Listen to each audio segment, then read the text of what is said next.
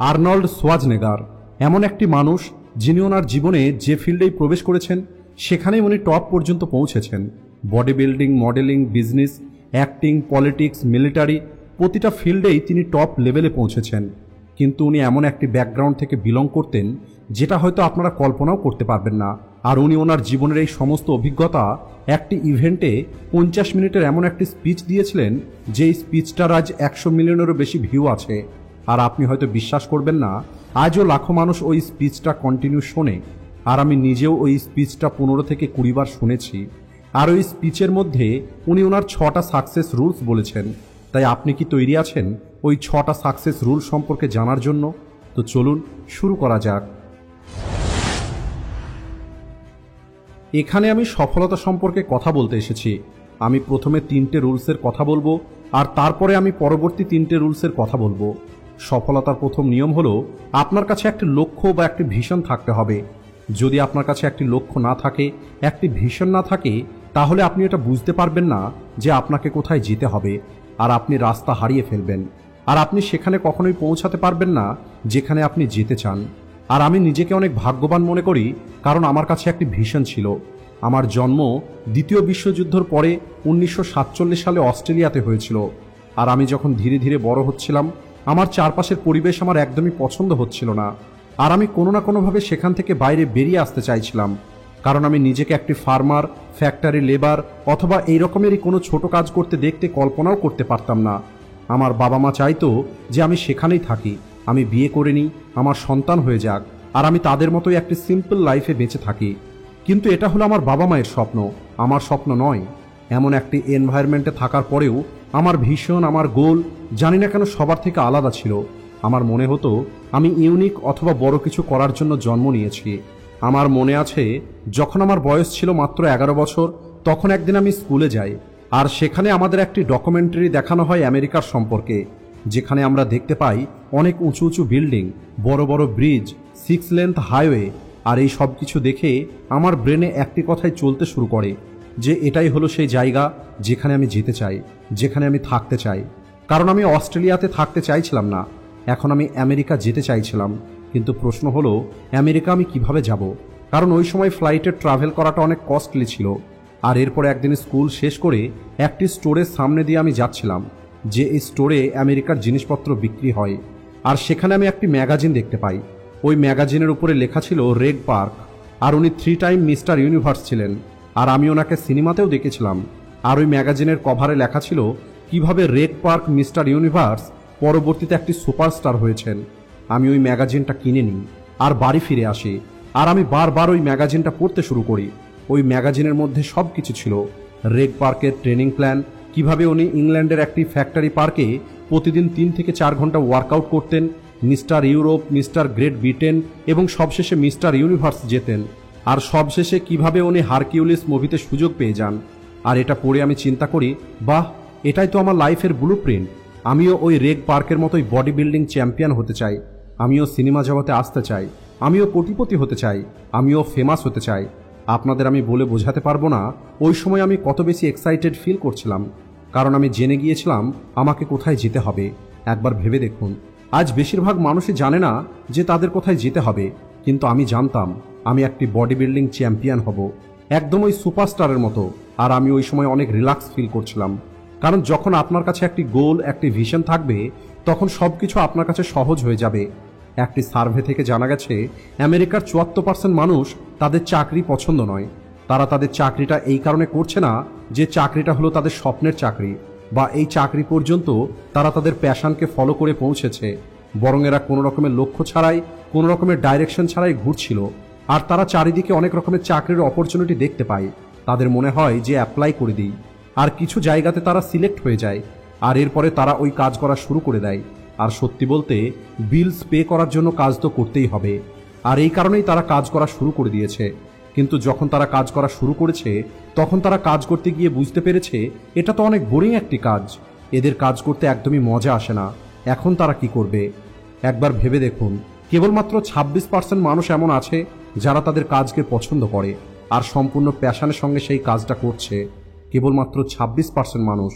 আর আমার মধ্যে অনেক বেশি খুশি ছিল, কারণ আমি এটা জানতাম যে আমাকে কি করতে হবে। যখন আমি ঘন্টার পর ঘন্টা হেভি ওয়ার্কআউট করতাম, তখন মানুষ আমাকে দেখতো আর বলতো, আপনি তো 5-6 ঘন্টা পর্যন্ত ওয়ার্কআউট করেন, কিন্তু তারপরেও আপনার চেহারাতে সবসময় একটা হাসি দেখতে পাওয়া যায়। অন্যদিকে যারা আপনার সমান পরিশ্রম করে তাদের চেহারাতে সবসময় কষ্ট দেখতে পাওয়া যায়, এমনটা কেন হয়? আর আমি তখন তাদের উত্তর দিতাম, এর কারণ হলো আমি কেবলমাত্র আমার টার্গেটটাই দেখতে পাই, আর আমি আমার ওই টার্গেটটা অ্যাচিভ করার জন্যই সব কিছু করি। আর আমার টার্গেট হলো মিস্টার ইউনিভার্স। আমি এটা জানতাম আমার প্রত্যেকটা মিনিট, প্রত্যেকটা এক্সারসাইজ, প্রত্যেকটা স্টেপ আমাকে আরও একটি পদক্ষেপ আমার লক্ষ্যের কাছে নিয়ে যাচ্ছিল। আমি এক্সাইটমেন্টের কারণে ঘুমাতে পারতাম না। আমি সবসময় ভাবতাম কখন আমি পুনরায় জিমে গিয়ে এক্সারসাইজ করার সুযোগ পাবো। আমি প্রতিদিন এক্সাইটেড থাকতাম 500 পাউন্ডের বেঞ্চ প্রেস করার জন্য। আমার মধ্যে সবসময় এনার্জি থাকতো যে কত দ্রুত সকাল হবে আর আমি 2000 স্টেপ আপ করতে পারবো। আর এরপরে আমি 20 বছর বয়সে প্রথমবার লন্ডনে আসি, আর সেখানে মিস্টার ইউনিভার্স কন্টেস্ট আমি জিতে নিই, আর সেটাও youngest contestant of the mister universe. আর এই সব কিছু আমি করতে পেরেছিলাম কারণ আমার একটি লক্ষ্য ছিল, একটি ভিশন ছিল। তাই জীবনে একটি পারপাস থাকা অনেক বেশি প্রয়োজন। আর আপনি যে ফিল্ডেই যেতে চান না কেন, এই ফর্মুলাটা প্রত্যেকটা ফিল্ডেই কাজ করে। আমার সঙ্গে অ্যাক্টিংয়ের ক্ষেত্রেও ঠিক এমনটাই হয়েছিল। যেমন কোনান দ্য বারব্রেন মুভি শ্যুট করার সময় আমি একটি তলোয়ার হাতে নিয়ে খালি গায়ে পাহাড় থেকে গড়িয়ে পড়ছিলাম, আর আমার হাঁটু এবং হাত ছিঁড়ে গেছিল, সেখান থেকে রক্ত বার হচ্ছিল। 10টা টেকের পরে আমাকে ডাইরেক্টর বলে, অ্যান্ড্রিউ, আমাকে ক্ষমা করবে, কিন্তু আমাদের আর একটি ক্লোজ আপ নিতে হবে, আর তুমি কি সেটা করতে পারবে? এরপরে আমি উত্তর দিই যে আমার কোনো কষ্ট হচ্ছে না। এর কারণ হলো আমি আমার ব্রেনে ওই সিনটাকে ভিজুয়ালাইজ করছি যে যখন এটা সঠিকভাবে হয়ে যাবে তখন সেটা দেখতে কী রকমের হবে। আর এই কারণে যদি 50টা বা 100টা টেক আমাকে দিতে হয় তাতেও আমার কিছু যায় আসে না। আমি ওই পারফেক্ট সিনের ভীষণ দেখছিলাম, আর যতক্ষণ পর্যন্ত সেটা পারফেক্ট না হবে ততক্ষণ পর্যন্ত আমি এটা করে যাব। একইভাবে পলিটিক্সেও আমার ভীষণ একদম ক্লিয়ার ছিল যে আমি ক্যালিফোর্নিয়ার লিডার হব, আর এটাই আমি সর্বোচ্চ করতে পারতাম। যেহেতু আমি আমেরিকাতে জন্মগ্রহণ করিনি, তাই আমি আমেরিকার প্রেসিডেন্ট হতে পারবো না। আর ক্যালিফোর্নিয়া, যা পৃথিবীর 5th লার্জেস্ট ইকোনমি, তার গভর্নর হওয়াটা আমার জন্য অনেক বড় একটা অ্যাচিভমেন্ট। আর তখনও মানুষ আমাকে বলেছিল যে তুমি এটা করতে পারবে না, তুমি কোনো ছোট পোস্টের জন্য কেন ট্রাই করছো না? কিন্তু আমি সোজা গভর্নর হবার জন্য রেসে জয়েন করি, আর আগামী 2 মাস পরে আমি জিতে যাই। কারণ আমি এটা খুব ভালো করে জানতাম যে কি কি পরিবর্তন ক্যালিফোর্নিয়াতে নিয়ে আসতে হবে। একটি জিনিস আমি আপনাদেরকে বলতে চাই, নিজের লক্ষ্যকে ভিজুয়ালাইজ করলে এবং তার জন্য ফোকাসের সঙ্গে কাজ করলে আপনি একটি আলাদা মজা ফিল করবেন। আর তখন আপনার এই পরিশ্রম আপনাকে কোনো ক্লান্তি দেবে না, বরং আপনাকে আনন্দ দেবে। আর এটাই ছিল রুল নাম্বার 1, অর্থাৎ আপনি আপনার জীবনে যাই কিছু করেন না কেন, আপনার কাছে একটি ভিশন, একটি পারপাস থাকতেই হবে। সফলতার দ্বিতীয় নিয়ম, পেসিমিস্ট মানুষের কথা শুনবেন না। যখন আমি আমেরিকা যাওয়ার জন্য এবং বডি বিল্ডিংয়ে চ্যাম্পিয়ন হওয়ার কথা বলতাম, তখন আমার বাবা মা সহ অন্য মানুষরা আমাকে বলতো, এটা অসম্ভব, তোমার কাছে টাকা কোথায়? টাকা ছাড়া তুমি আমেরিকাতে গিয়ে কি করবে? আমেরিকাতে কেউ তোমার জন্য অপেক্ষা করছে না, আর সেখানে আগে থেকে অনেক বড় বড় বডি বিল্ডার আছে। কিন্তু আমি এটা প্রমাণ করেছি যে এমনটা হতে পারে। এর কারণ হলো মানুষ যখন আমাকে ইম্পসিবল বলতো তখন আমি শুনতে পেতাম পসিবল।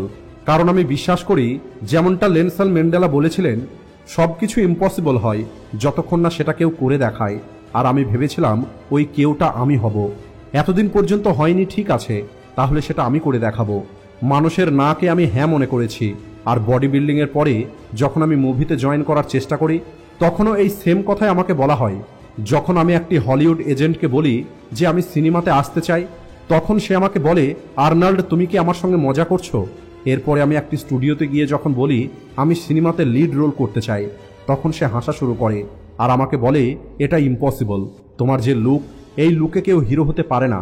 একবার ভেবে দেখুন, প্রতিটা এজেন্ট, প্রতিটা স্টুডিও ওনার সবাই আমাকে এই কথাগুলো বলেছিল। কিন্তু আপনারা কি জানেন, আমার নিজের উপরে সম্পূর্ণ বিশ্বাস ছিল যে আমি লিড রোল করব। আর আমি আমার বডি বিল্ডিংয়ের জার্নি থেকে শিখেছিলাম সব কিছু হলো পরিশ্রমের খেলা। এরপরে আমি নিজেকে বলেছিলাম আমি বডি বিল্ডিংয়ের জন্য প্রতিদিন 5 থেকে 6 ঘন্টা ওয়ার্কআউট করতাম, আর এখন অ্যাক্টিংয়ের জন্য আমি এই সেম ডেডিকেশন দেখাবো। এরপরে আমি ইংলিশ পড়ার জন্য কলেজে জয়েন করি, আমি অ্যাক্টিং ক্লাসে জয়েন করি, আর এরপরে আমি কেবল পরিশ্রম পরিশ্রম আর পরিশ্রম করি। এরপরে আমি মুভি পেতে শুরু করি, আর আগামী 5 বছরের মধ্যে আমি হলিউডের সব থেকে বড় স্টার হয়ে যাই, হাইয়েস্ট পেড হলিউড স্টার। কারণ আমি ওই লুজারগুলোর কথা শুনিনি যারা আমাকে বলেছিল ইটস নট পসিবল। পলিটিক্সের মধ্যেও আমাকে অনেকেই বলেছিল যে না, এটা হতে পারে না, তারপরেও আমি ক্যালিফোর্নিয়ার গভর্নর হই। এটাই হলো রিয়ালিটি। যদি আপনি এই পেসিমিস্ট মানুষের কথা শোনা শুরু করেন তাহলে আপনার দ্বারা কোনো কিছুই হবে না। আমি এই বডি বিল্ডিং থেকে শুরু করে বিজনেসম্যান হওয়া পর্যন্ত যদি এই পেসিমিস্ট মানুষদের কথা শুনতাম তাহলে আজ আমি আপনাদের সামনে এখানে কথা বলতাম না, হয়তো আজও আমি অস্ট্রেলিয়াতেই পড়ে থাকতাম। রুল নাম্বার 3, আমার এত বেশি রাগ হয় যখন মানুষ আমাকে বলে যে তাদের কাছে জিমে গিয়ে 45 মিনিট পর্যন্ত ওয়ার্কআউট করার সময় নেই, অথবা অন্য কোনো একটি কাজ 1 ঘন্টা করার মতো সময় নেই, যে কাজগুলো করার পরে তারা ফিজিক্যালি এবং মেন্টালি ফিট হতে পারে। একবার কল্পনা করে দেখুন, যদি আপনি আজ থেকে প্রতিদিন 1 ঘন্টা করে হিস্ট্রি সাবজেক্ট পড়া শুরু করেন তাহলে 1 বছরে 365 ঘন্টা হিস্ট্রি পড়ে নেবেন। আর এতটা সময় হিস্ট্রি পড়লে আপনি কত কি শিখে যাবেন। এরপরে অন্য কোনো সাবজেক্ট, অন্য কোনো টপিক যার সম্পর্কে আপনি জানতে চান তার সম্পর্কে কোনো রকমের অজুহাত তৈরি না করে 1 বছর পর্যন্ত পড়ুন অথবা ওই কাজটা করুন, তাহলে ওই কাজে আপনি কত বেশি ভালো হয়ে যাবেন। একবার কল্পনা করে দেখুন, কোনো একটি বিজনেস, যে বিজনেসটা আপনি ডেভেলপ করতে চাইছেন, রোজ যদি আপনি ওই বিজনেসের উপরে 1 ঘন্টা কাজ করেন তাহলে আগামী 1 বছরের মধ্যে সেই বিজনেসটা কত বড় হতে পারে, ওই বিজনেস থেকে আপনি কত কিছু অ্যাচিভ করতে পারবেন, আর ওই সব কিছু আপনাকে কতটা দূরে নিয়ে যেতে পারে তার সম্পর্কে আপনি হয়তো কল্পনাও করতে পারবেন না। আর এই কারণেই এই বিষয়টা আমার সব থেকে বেশি রাগিয়ে দেয় যে একটি মানুষের কাছে প্রতিদিন 24 ঘন্টা থাকার পরেও মানুষ বলে যে তাদের কাছে সময় নেই। যদি আপনি 8 ঘন্টা ঘুমিয়ে থাকেন, 8 ঘন্টা যদি আপনি জব করেন, তারপরেও আপনার কাছে 8 ঘন্টা বাকি থাকে, হতে পারে আপনি এর মধ্যে 2 ঘন্টা ট্রাভেল করেন, তারপরেও আপনার কাছে 6 ঘন্টা বেঁচে থাকে, আপনি ওই সময় কি করেন একবার ভেবে দেখুন। হয়তো ওই সময় আপনি অন্য মানুষদের সঙ্গে গল্প করেন, খাবার খান, এন্টারটেনমেন্ট অথবা অন্য কিছু করেন, কিন্তু আপনি এটা পরিষ্কারভাবে বুঝতে পারছেন যে কত বেশি সময় তারপরেও আপনার কাছে বেঁচে থাকে। যদি আপনি ওই সমস্ত সময়গুলোকে একত্রিত করে দেখেন তাহলে দেখতে পাবেন 1 বছরে আপনার কাছে কত সময় বেরিয়ে আসে। যখন আমি আমেরিকায় এসেছিলাম তখন আমি কলেজে যেতাম, দিনে 5 ঘন্টা ওয়ার্কআউট করতাম। আমি কনস্ট্রাকশনের কাজ করেছি, কারণ ওই সময় বডি বিল্ডিংয়ে কোনো টাকা ছিল না, আমার কাছে ফুড, সাপ্লিমেন্ট এবং ইকুইপমেন্ট কেনারও টাকা ছিল না, আর এই কারণে আমাকে কনস্ট্রাকশনের কাজে যেতে হতো। অর্থাৎ আমি কলেজেও যেতাম, জিমও করতাম, কাজও করতাম, এবং প্রতি সপ্তাহে 4 দিন রাত 8টা থেকে রাত 12টা পর্যন্ত অ্যাক্টিং ক্লাস করতাম। আর এত সব কিছু করার পরেও আমি 1টা মিনিটও চুপচাপ বসে রিল্যাক্স করার অজুহাত দিইনি, আমি 1টা মিনিটও নষ্ট করিনি। আর এটাই হলো কারণ যে আজ আমি আপনাদের সামনে এখানে দাঁড়িয়ে আছি। মোহাম্মদ আলী, আমি ওনাকে নিজের চোখে জিমের মধ্যে অনেক পরিশ্রম করতে দেখেছি। একবার একটি স্পোর্টস রিপোর্টার ওনাকে জিমে সিট আপ করতে দেখে, আর ওই রিপোর্টার মোহাম্মদ আলীকে জিজ্ঞেস করে যে আপনি একদিনে কতগুলো সিট আপ করেন। তখন মোহাম্মদ আলী খুব সুন্দর একটি উত্তর দেন। উনি বলেন, কাউন্টিং আমি তখনই শুরু করি যখন আমার বডিতে যন্ত্রণা করা শুরু হয়। এটাকেই বলা হয় হার্ডওয়ার্ক। হার্ডওয়ার্ক থেকে কেউ বাঁচতে পারবে না যদি সে তার জীবনে বড় কিছু করতে চায়। এতে কিছু যায় আসে না আপনি কত ধনী বা পাওয়ারফুল বাপের সন্তান, আপনি নিজেই পরিশ্রম করুন। এমন কোনো ম্যাজিক্যাল পিল নেই যেটা আপনি খেয়ে নেবেন, অথবা এমন কোনো সফলতার মন্ত্র নেই যে মন্ত্রটা যদি আপনি জপ করে নেন তাহলে আপনি সাকসেসফুল হয়ে যাবেন। এই পৃথিবীতে এমন কোনো শর্টকাট নেই, কোনো ম্যাজিক নামের জিনিস নেই। ওয়ার্ক, ওয়ার্ক অ্যান্ড ওয়ার্ক, এটাই হলো একমাত্র রাস্তা। রুল নাম্বার 4, আমি প্ল্যান বি কে একদমই পছন্দ করি না। আর এখন আমি আপনাদেরকে বলছি যে আমি কেন প্ল্যান বি পছন্দ করি না। কারণ আমাদের কাছে কাজ করার মতো মানুষ কম আছে, আর ডাউট করার মতো মানুষ বেশি আছে। আপনার চারপাশে এমন অনেক মানুষ আছে যারা আপনাকে বলবে ইউ কান্ট ডু ইট, এটা তো ইম্পসিবল। এই রকমের ডাউট করা এবং আমাদের কনফিডেন্সকে ভেঙে ফেলার মতো মানুষ আমাদের লাইফে প্রত্যেকটা স্টেজেই থাকবে। আর এতে কোনো সমস্যাও নেই।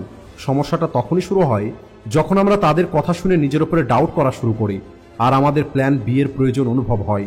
সেলফ ডাউট সব থেকে ডেঞ্জারাস জিনিস, কারণ এখন আপনি নিজেকে বলছেন যদি আমার প্ল্যান এ কাজ না করে তাহলে আমার কাছে ব্যাকআপ হিসেবে প্ল্যান বি থাকতে হবে, আর আমার কাছে একটি প্ল্যান বি আছে।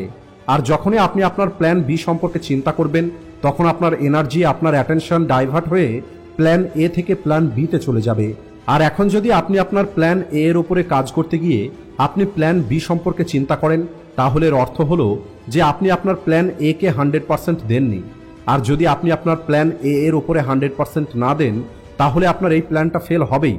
আর একটি কথা আমার কাছে থেকে শিখে নিন, যখন আমরা কোনো রকমের সেফটি নেট ছাড়াই খেলি তখন সেখানে আমরা আরও ভালো পারফর্ম করতে পারি, কারণ তখন একটি প্রেশার থাকে আমাদের উপরে যা আমাদের 100% দিতে বাধ্য করে।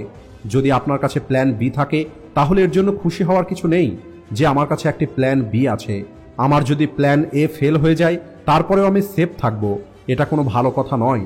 আর আমি এইরকম অ্যাটিটিউডকে ঘৃণা করি, কারণ এভাবে কাজ করলে আপনার প্ল্যান বি পুনরায় আপনার প্ল্যান এ হয়ে যাবে, আর সেটাও ফেল হয়ে যাবে। আমার নিজের জীবনে কখনোই আমার কাছে প্ল্যান বি ছিল না। আমি কমিটমেন্ট করেছিলাম যে আমাকে full time body building champion হতে হবে, অর্থাৎ হতেই হবে। আমি নিজের কাছে কমিটমেন্ট করেছিলাম যে আমি আমেরিকাতে সারভাইভ করে দেখাবো। আমি কমিটমেন্ট করেছিলাম আমি সিনেমাতে আসব, আর সেটাও লিডিং রোল হিসাবে। আমি হার্ডওয়ার্ক করব এবং ততক্ষণ পর্যন্ত করব যতক্ষণ না আমি আমার গোল অ্যাচিভ না করে নেব। আর এই সেম রোলটা আমি আমার পলিটিক্সেও ফলো করি। অর্থাৎ যদি আপনি আমার কথা মানেন তাহলে আমি বলবো কখনোই নিজের জন্য প্ল্যান বি তৈরি করবেন না, কারণ এমনটা করার ফলে আপনি নিজেরই ক্ষতি করছেন, আপনি নিজেরই সফলতার সম্ভাবনাটা আরও কম করছেন। মানুষ প্ল্যান বি কেন রাখে জানেন? এর কারণ হলো তাদের ভয় হয় যদি আমার প্ল্যান এ ফেল হয়ে যায় তাহলে কি হবে। আর এই জন্যই রুল নাম্বার 5, হেরে যাওয়াকে ভয় পাবেন না। দেখুন, হেরে যাওয়াটা খারাপ কিছু নয়। আপনি আপনার জীবনে যত বড় বড় মানুষদের সম্পর্কে শুনেছেন, তারাও তাদের জীবনে অনেকবার হেরে গেছে, তারপরে আজ তারা সেখানে পৌঁছেছে যেখানে আজ তারা আছে। তাই আপনাকে ফেল হতেই হবে যদি আপনি সফলতার সিঁড়িতে উঠতে চান। এমন কোনো সফল মানুষ নেই যে তার জীবনে ফেল হয়নি। যে হেরে যেতে পারে না সে কখনো জিততেও পারবে না। বাস্কেটবল প্লেয়ার মাইকেল জর্ডানকে একটি ইন্টারভিউতে একবার জিজ্ঞেস করা হয়, আজ আপনি ওয়ার্ল্ডের গ্রেটেস্ট বাস্কেটবল প্লেয়ার, এর জন্য আপনার কী রকমের অনুভূতি হয়? এরপরে মাইকেল জর্ডান বলেন, আপনি আমার সফলতা সম্পর্কে কথা বলছেন, কিন্তু আপনি আমার অসফলতা নিয়ে কথা বলছেন না। আর যদি আমাকে জিজ্ঞেস করেন, আমি গ্রেটেস্ট বাস্কেটবল প্লেয়ার হবার আগে 9,000-এরও বেশি শট মিস করেছি। 9,000 কল্পনা করতে পারছেন? তাহলে সেগুলো কি ফেলিওর ছিল? কখনোই না। উনি ওই সময়ও গ্রেটেস্ট বাস্কেটবল প্লেয়ার ছিলেন, কিন্তু তারপরে উনি 9,000-এরও বেশি বার ফেল হয়েছেন। আপনার ফেলিওর যত বড় হবে আপনার সফলতাও ঠিক ততটাই বড় হবে। আমি নিজে বডি বিল্ডিং কম্পিটিশনে ফেল হয়েছি, ওয়েট লিফটিংয়ের মধ্যে ফেল হয়েছি, পাওয়ার লিফটিং কম্পিটিশনের মধ্যে ফেল হয়েছি। আমি এমন সিনেমাও করেছি যে সিনেমা কেউ দেখেনি। ওই সিনেমা একদম ফালতু ছিল, ওই সিনেমার রিভিউ একদম ভালো ছিল না। আমি ইলেকশনের মধ্যে অনেক খারাপভাবে হেরে গেছি। আমরা প্রত্যেকেই হারি, এটা নিয়ে বেশি ওভার থিঙ্কিং করার কিছু নেই। কিন্তু যেটা ওকে নয় সেটা হলো হেরে যাওয়ার পরে পুনরায় উঠে না দাঁড়ানো, এটা ওকে নয়।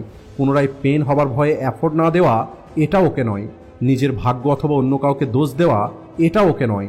নিজের উইক পয়েন্টের উপরে কাজ না করা, এটা ওকে নয়। একই ভুল বারবার করা, এটাও ওকে নয়। মনে রাখবেন, কেবলমাত্র সেই মানুষগুলোই উইনার হয় যারা ফেল হয়ে যায় কিন্তু পুনরায় উঠে দাঁড়ায়, পুনরায় ফেল হয়ে যায়, পুনরায় উঠে দাঁড়ায়। আর এভাবেই কখনোই পুনরায় উঠে দাঁড়াতে ফেল হয় না, তারাই আসল উইনার হতে পারে।